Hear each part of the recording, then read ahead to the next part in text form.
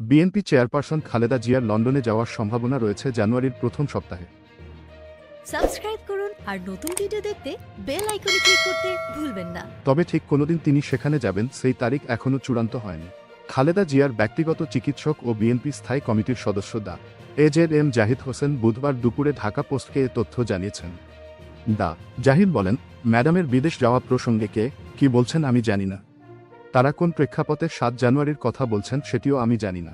তবে জানুয়ারির প্রথম সপ্তাহে তার যাওয়ার সম্ভাবনা রয়েছে।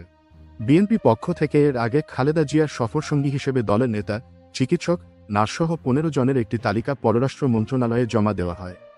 তাদের সবার যুক্তরাজ্যের ভিসা প্রক্রিয়া সম্পূর্ণ হয়েছে। তার বিদেশে চিকিৎসা নিতে যাওয়ার বিষয়টি সম্পূর্ণ রাজনৈতিক সিদ্ধান্ত বলে জানিয়েছেন এক কূটনীতিক।